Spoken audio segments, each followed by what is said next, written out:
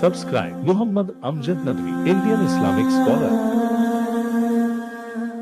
من الشيطان الرجيم بسم الله الرحمن الرحيم قل جاء الحق وما يبدئ الباطل وما يعيد قل إن ضللت فإنما أضل على نفسي وإن اهتديت فبما يوحي إلي ربي إنه سميع قريب ولو ترى إذ فزعوا فلا فوت وأخذوا من مكان قريب وقالوا آمنا به وأنى لهم التناوش من مكان بعيد وقد كفروا به من قبل ويقذفون بالغيب من مكان بعيد وحيل بينهم وبين ما يشتهون كما فعل بأشياعهم من قبل إنهم كانوا في شك مريب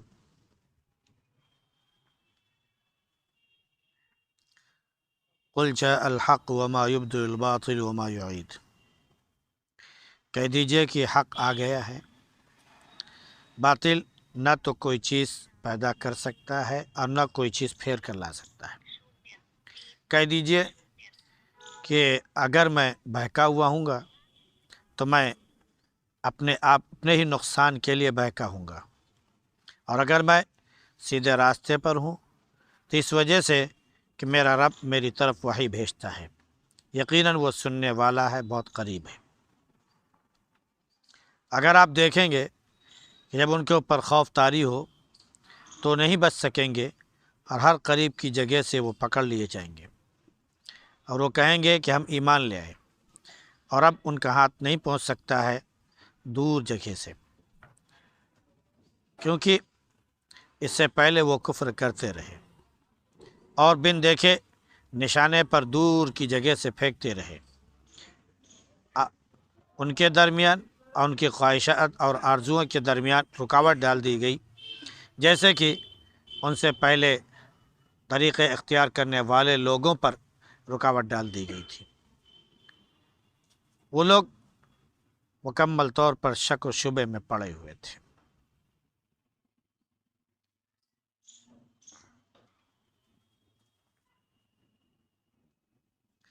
گزشتہ آیات میں اس بات کا ذکر تھا کہ نبی کریم صلی اللہ علیہ وسلم نے اپنی نبوت اور رسالت اور اللہ کی نازل کردہ کتاب قرآن کریم پر غور کرنے کا حکم دیا۔ اللہ رب العزت نے بیان فرمایا کہ تم اکیلے غور کر لو، دو چار لوگ مل بیٹھ کر اس پر غور کر لو، اور اللہ کے واسطے بیٹھ کر تدبر اور غور کر لو۔ اس غور فکر کے بعد بتاؤ کہ کیا تمہارے واقعتاً اس رفیق کو یعنی نبی کریم صلی اللہ علیہ وسلم کو کوئی جنون اور پاگل پن ہے؟ تو ان کے پاس اس کا کوئی جواب نہیں تھا۔ تو اللہ رب العزت نے پھر خود ہی بیان فرمایا کہ بس نبی کریم صلی اللہ علیہ وسلم تو صرف ایک ڈرانے والے ایک نبی ہیں جو آئندہ جو عذاب آنے والا ہے اس سے ڈراتے ہیں، اور اس کا اجر بھی آپ سے نہیں مانگتے ہیں۔ اگر کوئی اجر آپ سے مانگتے ہوں تو آپ اس اجر کو اپنے پاس ہی رکھ لیجئے، اجرت تو اللہ رب العزت کے پاس ہے، اور وہی دیکھنے والا ہے، ہر چیز جاننے والا ہے۔ پھر اللہ کے نبی صلی اللہ علیہ وسلم کے ذریعے حکم ہوا کہ پھر کہہ دیجئے کہ میرا رب جو ہے حق بات جو ہے وہ باطل سے لا کے مارتا ہے اور علم غیب رکھنے والا ہے۔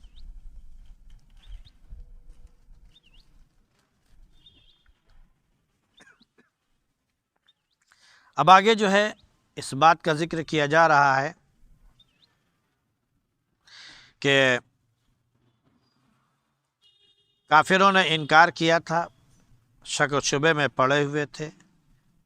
لہٰذا اب وہ جس شک میں پڑے ہوئے تھے اس کا کچھ انجام بھی ہونا چاہیے۔ انجام یہ ہے کہ اللہ رب العزت نے بیان فرما دیا کہ حق آ گیا اور باطل مٹ گیا، اور باطل کو مٹنا ہی ہے۔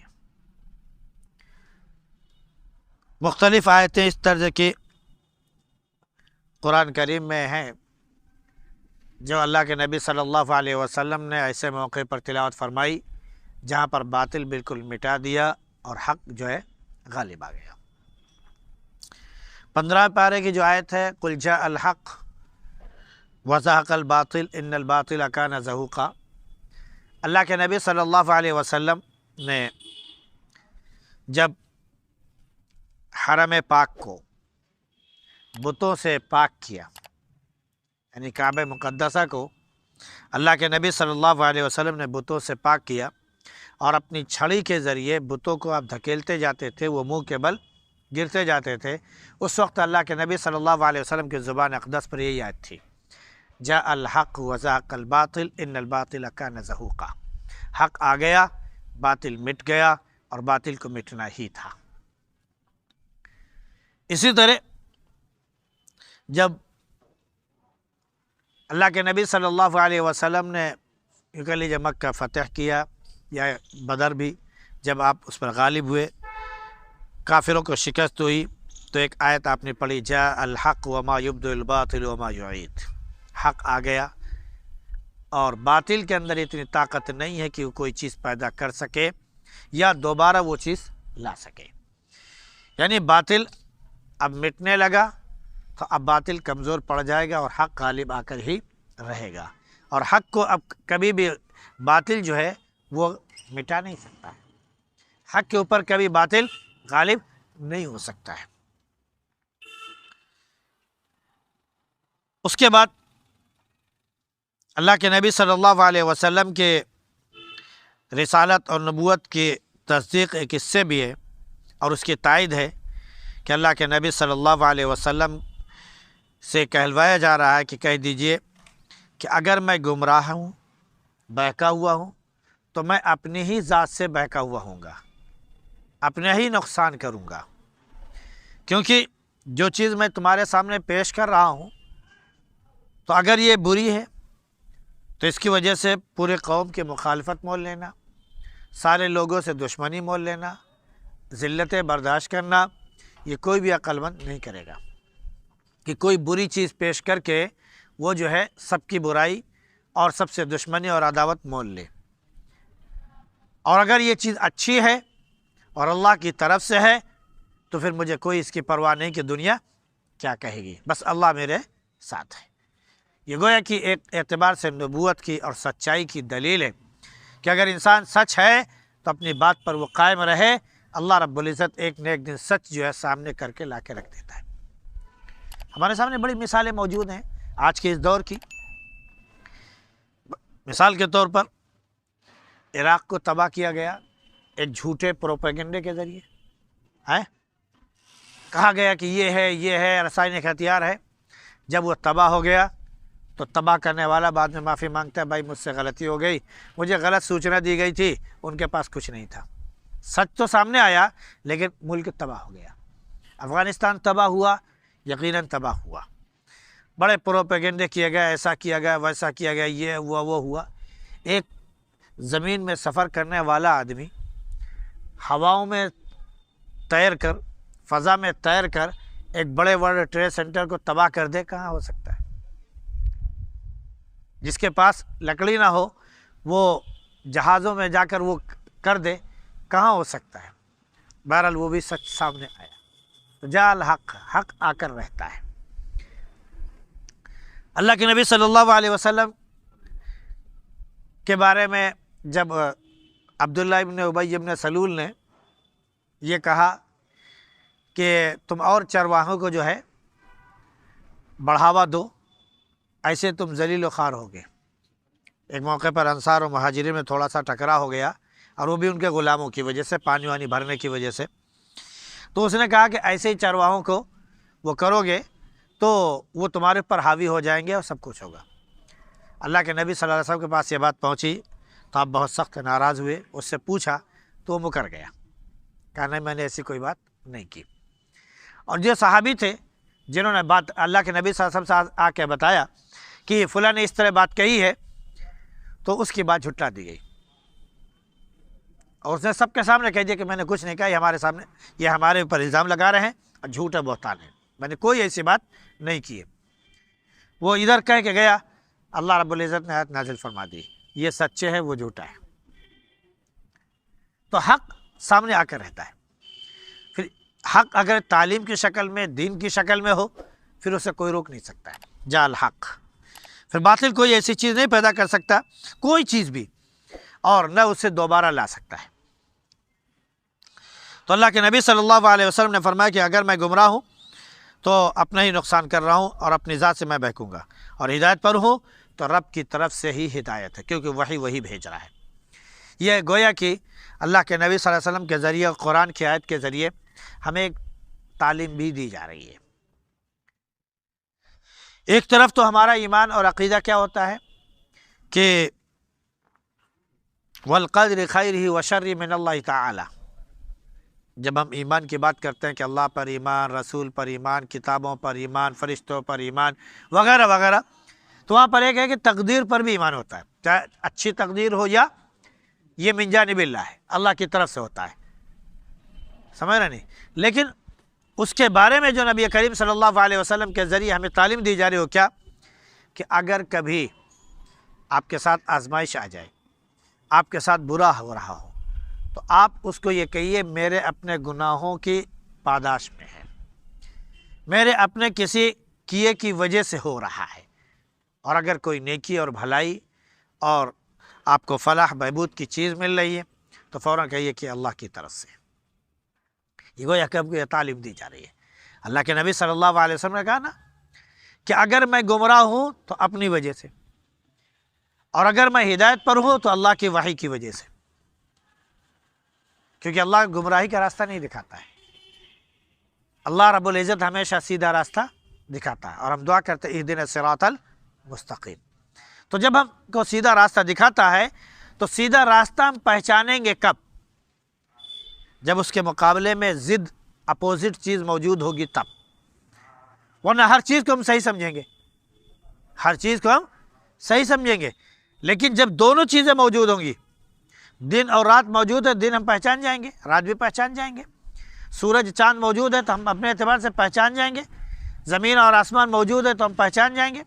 دھوپ اور سایہ موجود ہے تو ہم پہچان جائیں گے کہ ایک چیز یہ ہے اور ایک چیز یہ۔ لیکن اگر صرف سایہ ہی سایہ ہو اور ہم سب کہنے لگے کہ نہیں یہ دھوپ ہے، تو پھر سایہ کہاں سے پہچانیں گے؟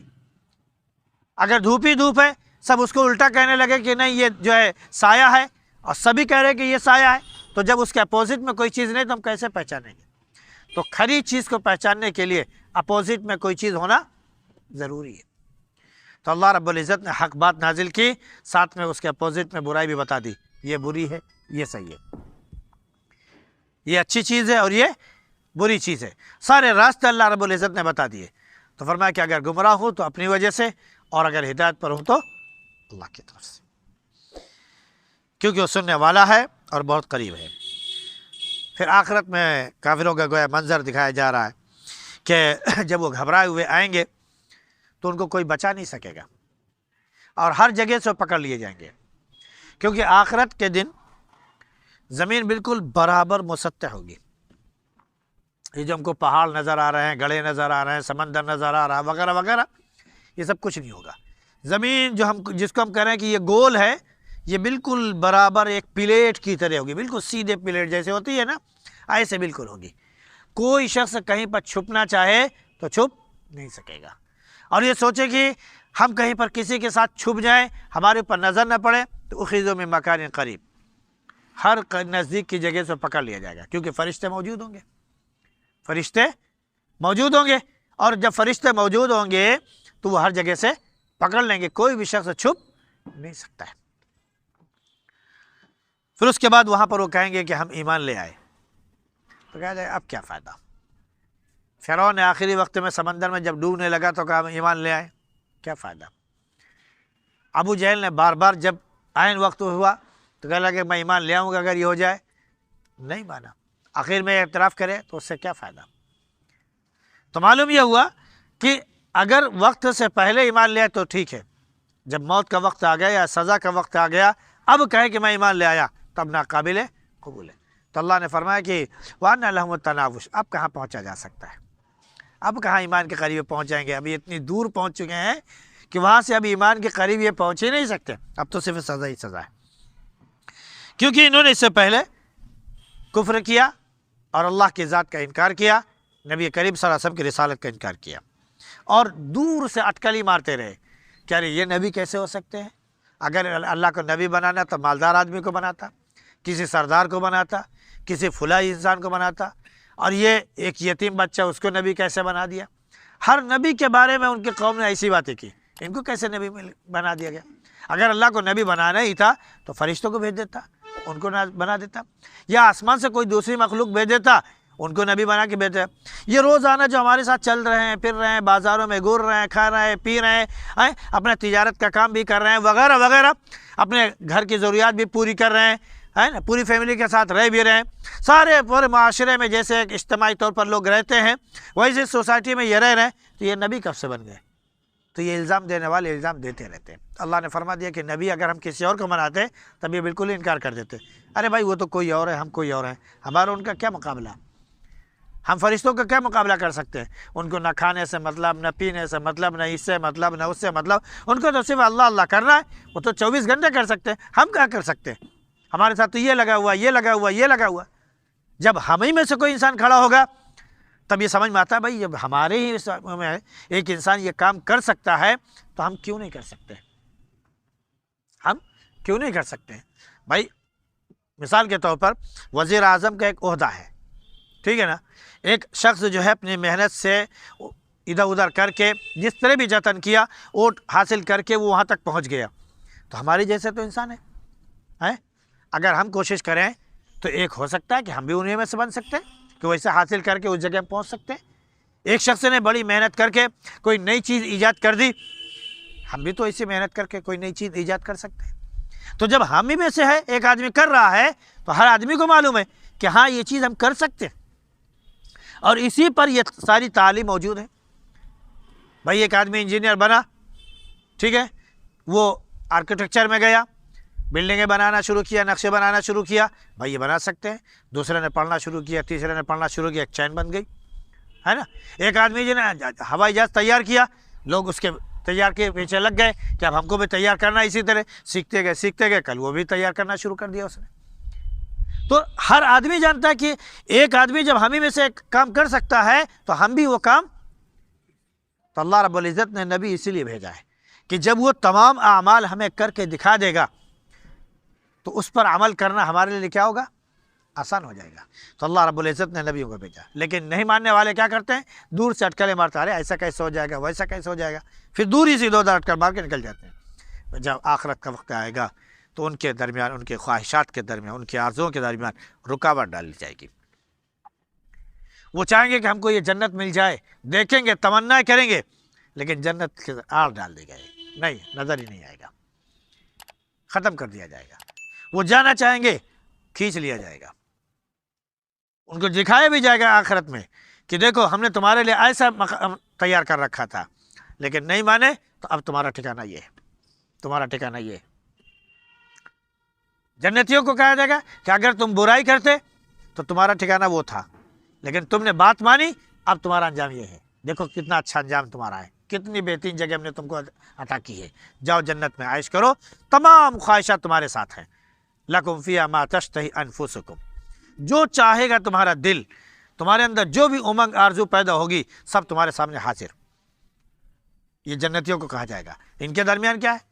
کہ ان کے درمیان، ان کے خواہشات کے درمیان آڑ، یہ کہیں گے ہم کو پانی دے دیا جائے پینے کے لیے، جب جہنم میں جلیں گے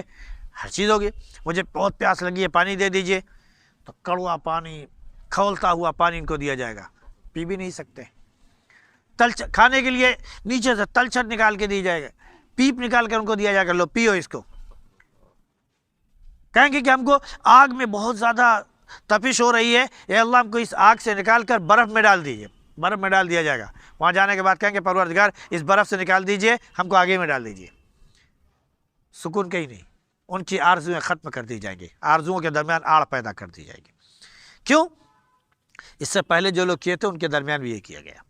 کما فعل باشیاء من قبل، اس سے پہلے جو لوگ تھے، جو جماعتیں تھے، جو گروہ تھے جنہوں نے نبیوں کا انکار کیا، ان کے ساتھ بھی یہی سلوک ہوا، ان کی خواہشات ختم کر دیے گئے۔ دنیا میں بھی ان کے ساتھ برا سلوک ہوا،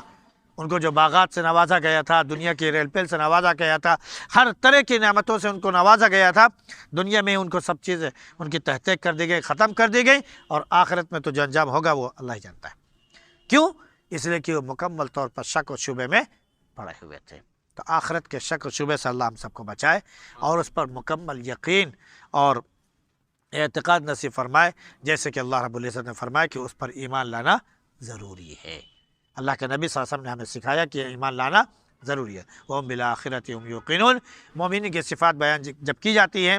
کہ وہ ایمان لاتے ہیں، نماز قائم کرتے ہیں، روزہ رکھتے ہیں اور زکوٰۃ دیتے ہیں، اور کیا بولتے ہیں کہ جو اللہ نے دیا اس میں سے خرچ کرتے ہیں، اور جو اللہ نے کتاب نازل کی ہے اس پر ایمان رکھتے ہیں، جو پہلے کتاب نازل ہوئی ہے انبیاء علیہ السلام پر اس پر بھی ایمان رکھتے ہیں، پھر فرمایا وَبِالْآخِرَةِ هُمْ يُوقِنُونَ، وہ آخرت پر بھی یقین رکھتے ہیں۔ یہی لوگ ہدایت پر ہیں اور یہی لوگ کامیاب ہوں گے۔ اللہ رب العزت ہم سب کو انہی کامیاب لوگوں میں بنا دے۔ سبحان اللہ بحمدہ، سبحانک اللہم وبحمدک، ونشہد ان لا الہ الا انت، نستغفرک ونتوب الیک۔